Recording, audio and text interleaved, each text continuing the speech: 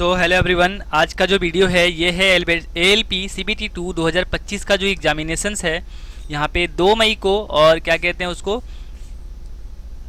6 मई को समाप्त हो चुका है।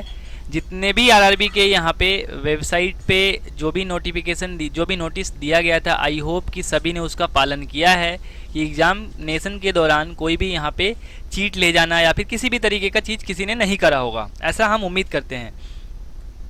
वीडियो को बनाने का एक ही मकसद है कि ALP CBT 2 2025 का कट ऑफ कितनी जाएगी। सबसे बड़ा अभी जो बलंडर फैलने वाला है यूट्यूब पे, पूरे यूट्यूब पे जिस तरह से इंडो पाक के बारे में यहाँ पे यूथ के बारे में लोग बोल रहे हैं ना, उसी तरह से पूरे यूट्यूब का पूरे दुनिया पे भी एक ही चीज़ छाया रहेगा कि कट ऑफ क्या रहेगा, क्योंकि सबको गवर्नमेंट जॉब चाहिए। सबने यहाँ पे 5 साल के बाद रेलवे की वैकेंसीज देखी है, टेक्नीशियन का यहाँ पे काम आगे जा चुका है, ठीक है। अभी ग्रुप डी का पेपर नहीं हुआ है, NTPC का पेपर नहीं हुआ है, तो टेक्निकल ट्रेड के जितने भी एस्पिरेंट्स हैं जिन्होंने भी CBT 1 क्वालिफाई करा था, चाहे उन्होंने 27 नंबर लाने के बाद ट्रेड उनका CBT 1 क्लियर हो गया या फिर 52 नंबर लाने के बाद उनका CBT 1 क्लियर हो गया, डजंट मैटर, ठीक है। नेक्स्ट आता है कि कितने अंकों वाले तैयारी करें CBAT यानी कि कंप्यूटर बेस्ड एप्टीट्यूड टेस्ट, जो यहाँ पे साइको होता है ALP के लिए, कितने नंबर वाले तैयारी करेंगे, आगे की हम वीडियो में बात करेंगे। नेक्स्ट है सर क्या होगा सेफ स्कोर, इसके बारे में भी बात करेंगे। चौथा जो सबसे बड़ा चीज़ है, नॉर्मलाइजेशन रहेगा या नहीं रहेगा, इसके ऊपर भी हम बात करेंगे। तो चलिए वीडियो को स्टार्ट करते हैं बिना देरी किए हुए। सबसे पहले कि पार्ट बी का जो यहाँ पे सबसे पहले मैं समझा दूँ कि पार्ट बी, जैसा कि सबको बताया गया था कि CBT 2 के अंदर एक होगा अपना पार्ट ए और दूसरा होगा sir part B. Part B जो रहेगा आपका रिलेटेड ट्रेड रहेगा या फिर रिलेटेड आपका जो भी प्रोडक्ट है, मतलब कि इलेक्ट्रिकल इंजीनियरिंग एंड कॉम्बिनेशन आपने करी है तो इसका क्वेश्चन मिलेगा, इलेक्ट्रॉनिक्स इंजीनियरिंग करी है तो वो मिलेगा आपको, मैकेनिकल इंजीनियरिंग करी है तो वो मिलेगा, ऑटोमोबाइल इंजीनियरिंग करी है तो ये इंजीनियरिंग वाले के लिए है।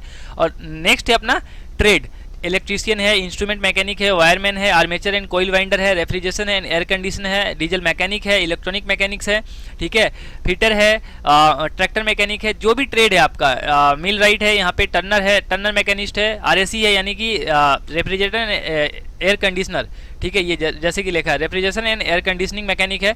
तो इन सब का क्या ट्रेड जो है ना यहाँ पे बता दिया गया है, तो पार्ट बी में उनके वैसे ही क्वेश्चन देखने को मिले होंगे, ठीक है। अब जो नेक्स्ट है यहाँ पे सर कि only the marks scored in a part A shall be counted for shortlisting candidates for further stage for the recruitment process provided candidates irrespective of community is able to secure qualifying marks. जो part A है, part ए ही आपका merit लाएगा, ये साफ साफ railway ने अपने notification में बता दिया था, ठीक है। अब जो ये पार्ट बी है, पार्ट बी आपका जो सिर्फ क्वालिफाइंग है जिसमें 35% मार्क्स लाना जरूरी था, जो कि 75 क्वेश्चन थे 75 मार्क्स का, तो यहाँ पे 27 नंबर यानी कि ये मैंडेटरी है। अगर आपने इससे कम नंबर लाया है तो आप डिस्क्वालीफाई है, चाहे आपने पार्ट ए में यहाँ पे 99 स्कोर क्यों ना किया हो, ठीक है, ये साफ साफ लिखा है। और पार्ट बी के बारे में इन्होंने क्या बोला है, part B is only a qualifying test, ये क्लियर पढ़िए, part B is only a qualifying test in nature and shall have questions from the various trade syllabus as prescribed by Directorate General of Training, यानी कि DGT के website के ऊपर जो भी यहाँ पे सिलेबस दिया गया है उसके आधार पे पार्ट बी यहाँ पे सिर्फ क्वालिफाइंग होगा।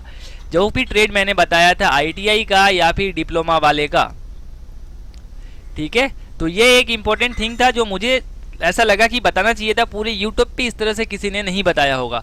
आज 6 मई है, ठीक है, और पेपर खत्म हो चुका है।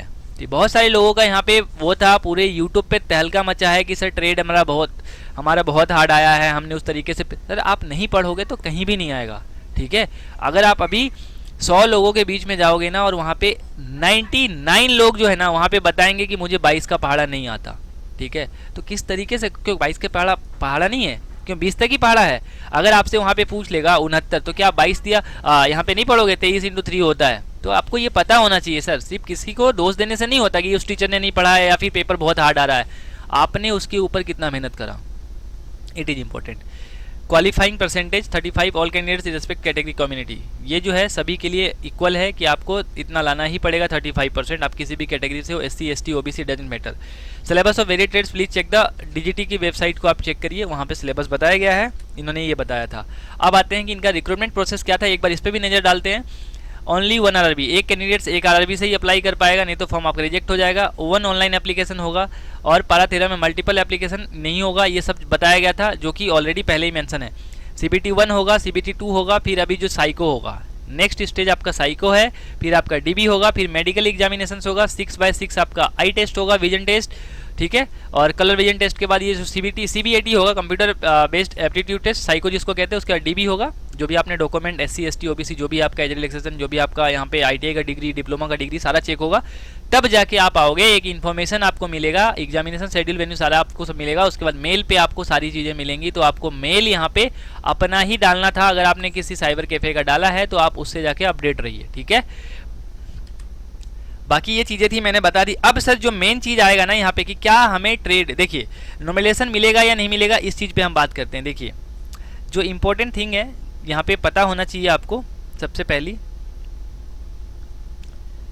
अगर हम यहाँ पे नॉर्मलाइजेशन की बात करें,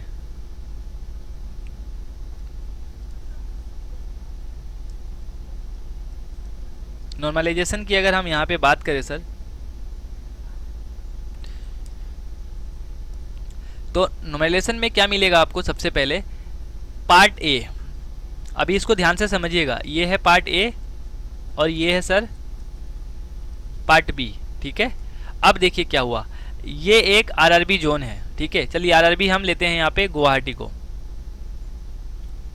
RRB गुवाहाटी को लिया, तो RRB गुवाहाटी से सपोज दैट 500 वैकेंसी था, ये एग्जाम्पल है, इसको अदरवाइज मत लीजिएगा। 500 वैकेंसी था, यहाँ पे 15 गुना बच्चों को पास करना था, ठीक है, जितने भी लोग यहाँ पे एग्जाम में बैठेंगे। सपोज दैट यहाँ पे 400 लोग एग्जाम में बैठे, तो 400 का 15% यानी कि 60 बच्चों को CBT 1 में क्वालिफाई करा दिया गया।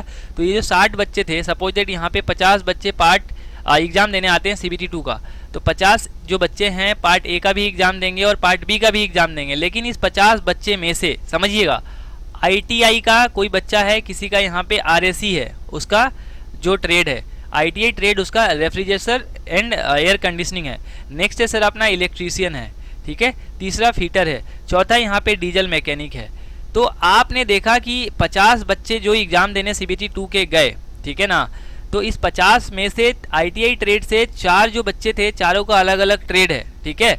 और ये पार्ट ए का जो इन्होंने पेपर कराया, इसमें मैथ्स है, रीजनिंग है, basic science and engineering drawing है, इन सब के लिए यहाँ पे GK का जो 10 क्वेश्चन बताया गया था वो है, ठीक है। तो ये जो है 100 नंबर का जो क्वेश्चन था, 100 जो क्वेश्चन थे इन सब के लिए कॉमन था, ठीक है। यहाँ पे किसी को कोई दिक्कत नहीं होगा।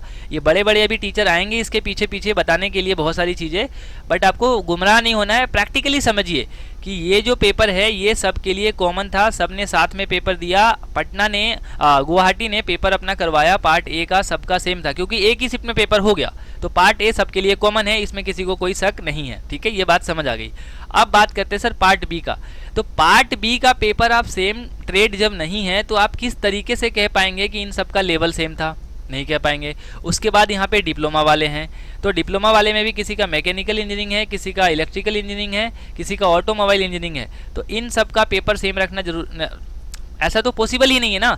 तो डेफिनेटली आपको यहाँ पे नॉमिनेशन मिलने वाला है टेक्निकली, और यहाँ पे क्या कहते हैं उसको, प्रैक्टिकली, दोनों तरीके से अगर देखा जाए तो it is not possible, it is not possible, ठीक है। सबसे पहली बात तो ये है, तो आप भ्रम में मत रहिएगा कि आपको नॉमिनेशन नहीं मिलने वाला है। अब इलेक्ट्रीशियन का जो है, और यहाँ पे फीटर का जो है, और डीजल मैकेनिक का है, और रेफ्रिजरेशन एंड एयर कंडीशनिंग है, इन सब का ट्रेड तो अलग अलग है, तो डेफिनेटली इनका पार्ट बी का पेपर अलग अलग बना होगा। तो जब पार्ट बी का पेपर इन सब का अलग अलग बना होगा तो लेवल सेम नहीं ना हुआ सर। अगर डीजल मैकेनिक का पेपर ईजी आ गया, इलेक्ट्रीशियन का पेपर ईजी आ गया, लेकिन यहाँ पे फीटर का पेपर हार्ड आ गया और RAC का पेपर हार्ड आ गया, तो आप कैसे इन सबको एक आंकड़े में नाप पाओगे? एक आंकड़े में सब आप नाप पाओगे सर जब इन सब का पेपर सेम होगा। आई बात समझ में? फिर भी कोई डाउट्स है तो कमेंट बॉक्स में कमेंट कर सकते हो। जितना हो सके इस वीडियो को मैक्सिमम लोगों तक शेयर कीजिए, क्योंकि इस वीडियो के माध्यम से मैंने वो चीज़ भी बता दिया जो लोग नहीं समझ पाएंगे। फिर से एक बार समझाता हूँ कि जैसा कि CBT 2 के लिए बताया गया था कि एक होगा सर अपना पार्ट ए और एक होगा सर अपना यहाँ पे पार्ट बी। पार्ट बी यहाँ पे ट्रेड होगा या फिर जिससे भी आपने डिप्लोमा करा होगा वो होगा। तो इसमें ITI से सपोज दैट 10 आपके ट्रेड थे, तो 10 ट्रेड 50 बच्चे में से 10 ने यहाँ पे अलग अलग ट्रेड लिए, 40 ने एक ही ट्रेड लिया।